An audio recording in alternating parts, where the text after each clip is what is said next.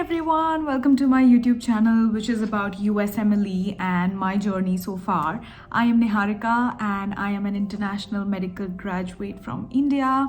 I've applied for Match 2025. Wish me luck.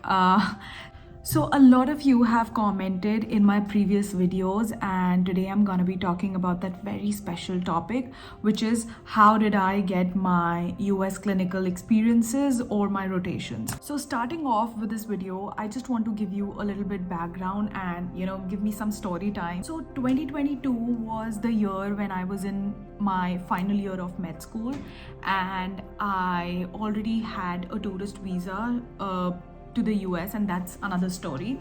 But since I already had the visa, and with COVID, getting the visa was very, very difficult, I was pretty confident that I'm gonna get the electives at the big name places like Cleveland Clinic, Mount Sinai, and I applied to almost all of them. Then this extended into my internship because things like this take time and everything. But as mentioned in the previous videos, I did not get any of them. Including UPMC, where I even had a connection, because in the previous video I talked about how connections are important, but they are important to an extent. Sometimes even having a connection doesn't help. So I had a connection at UPMC, and she was one of the older faculties, and now she had moved to New York. I still remember I was so heartbroken at two moments. Once was when I did not get acceptance from Cleveland Clinic, and the second one was UPMC, which I was pretty sure.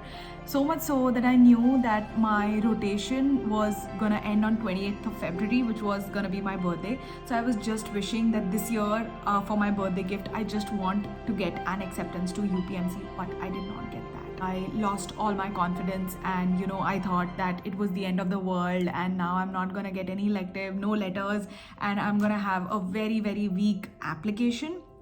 But I had friends who were applying, and they motivated me. They told me that, look, you will get more opportunities. Then I said, okay, let's pay attention to step 2 preparation, and I'm gonna find my way to get these opportunities. And I told myself that, look, in the worst case scenario, I'll have to take paid electives or electives through agencies, but I'm gonna perform so well during my electives, and I'm gonna construct them just like people do it at Cleveland Clinic or Mount Sinai or UPMC for that matter. Then I looked for people who had rotated at Cleveland Clinic or at any of the big name place. I connected with them. I talked with them as to how their whole routine is, what all do they learn. They told me about the EMR and how, what is the difference between a sub-intern, who is accepted there during their final year, and who is an observer. You get to read notes on the EMR, but you don't have your personal access. You cannot put notes in the EMR if you are just an observer. You can just read them, right? You can just observe and not put your own notes. And what happens is that once you are on a 1 month sub internship and you start putting notes and everything, you become better day by day. And when your preceptor, they read your notes, they evaluate you accordingly, they write the letter accordingly, and that is a wonderful experience. What if it's not at a big name place, but I can still perform really well at any place where I'm gonna get the elective. I had another dilemma of whether I should extend my internship just to apply again to these big name places the next year. And to my surprise, I met, and I think this was a way the universe was signaling me.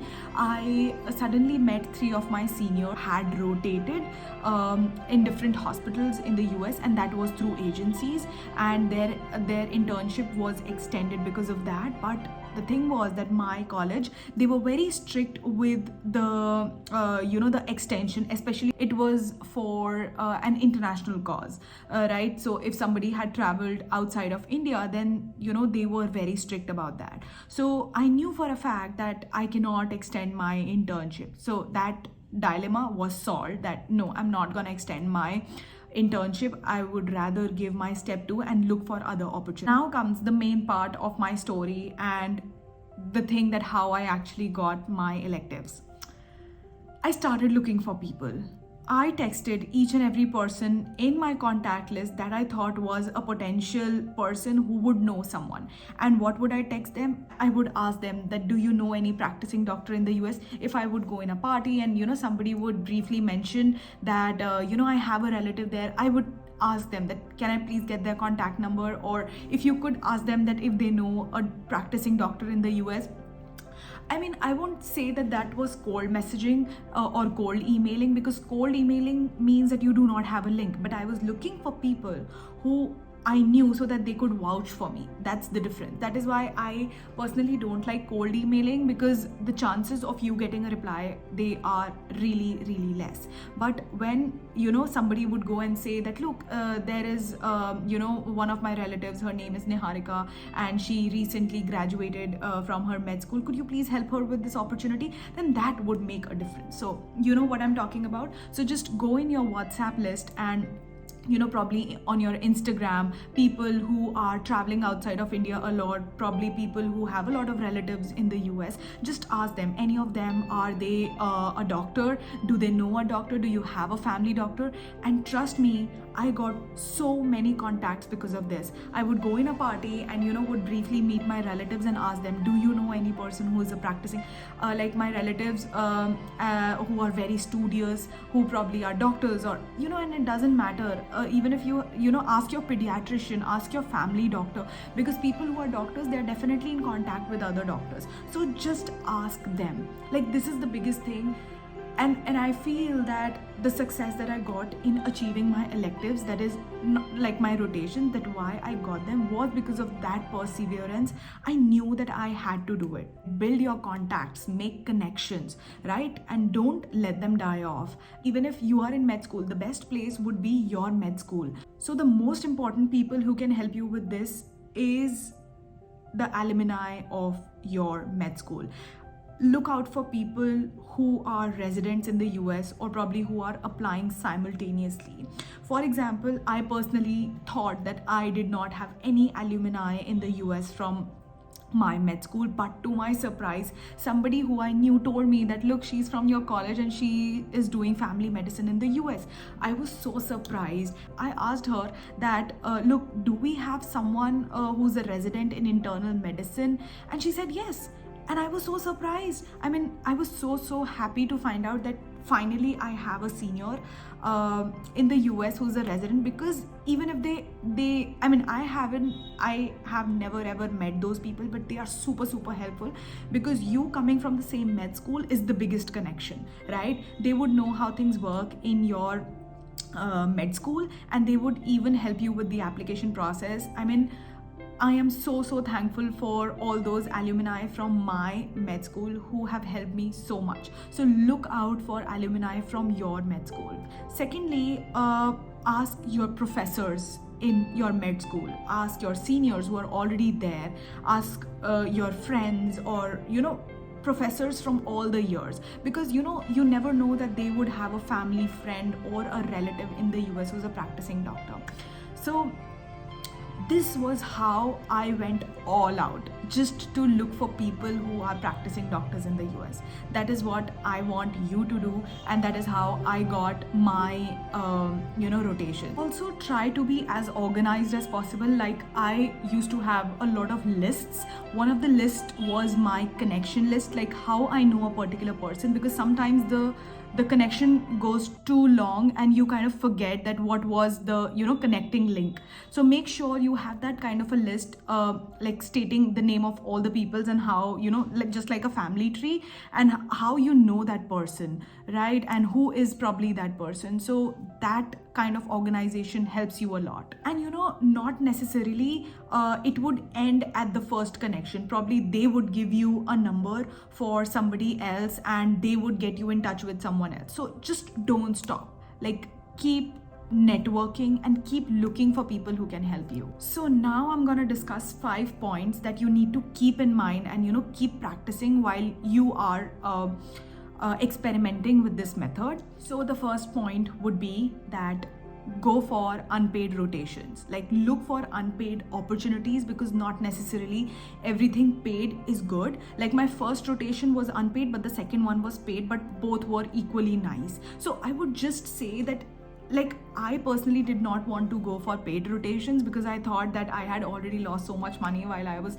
applying for electives in my final year and internship. So I wanted to go for unpaid opportunities, but I want you to know that the unpaid opportunities would be as good as the paid ones. Don't think that if you're gonna give a lot of money then it's gonna be a paid rotation. No, it depends on you, your preceptor, and a lot of other things.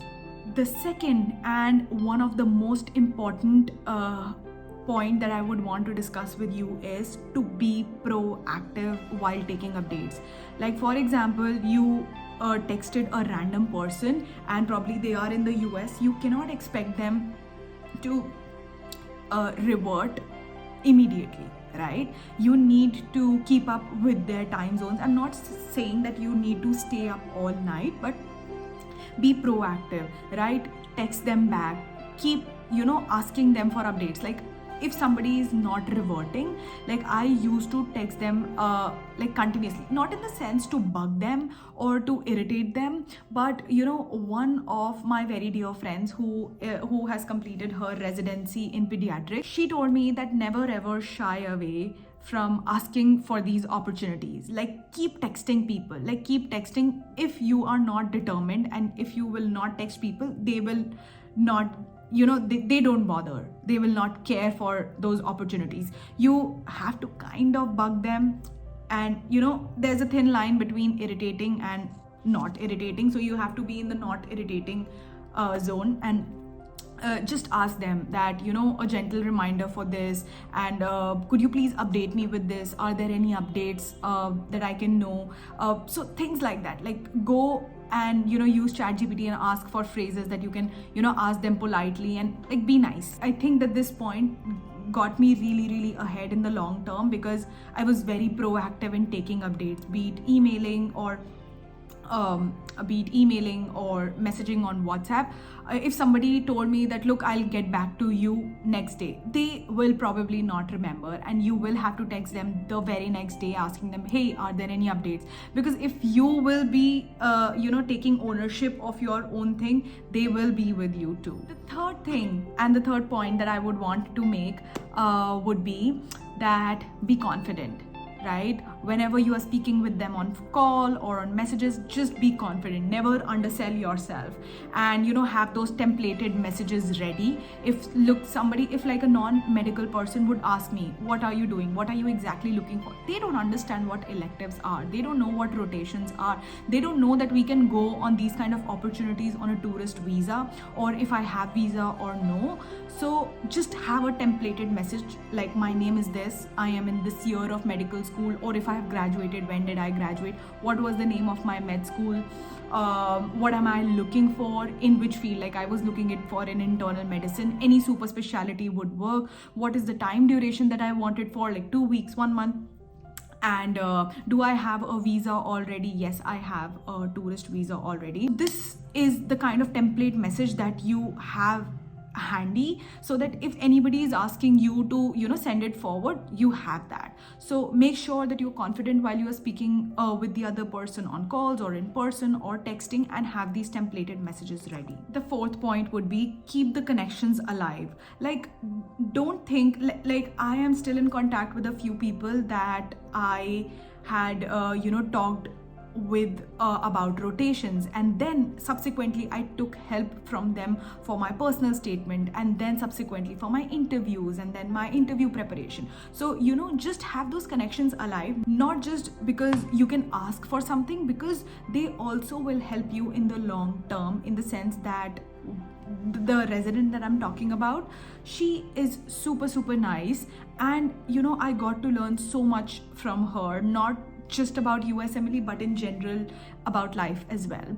So I would just say that keep those connections alive, because they will help you in long term, not just for USMLE but in general as well. Fifth and the final point that I would want to address would be that it matters how you talk, as in like if you are behaving formally and are you being respectful?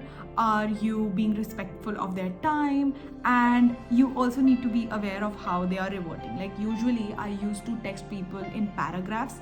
Definitely your messages shouldn't be too long for the other person to read it, but make sure you cover all the important points. You are respectful, and very very important, which I'm also going to be covering in the subsequent videos, would be that there is a certain way that people there in the US get addressed, and that is by with their second name.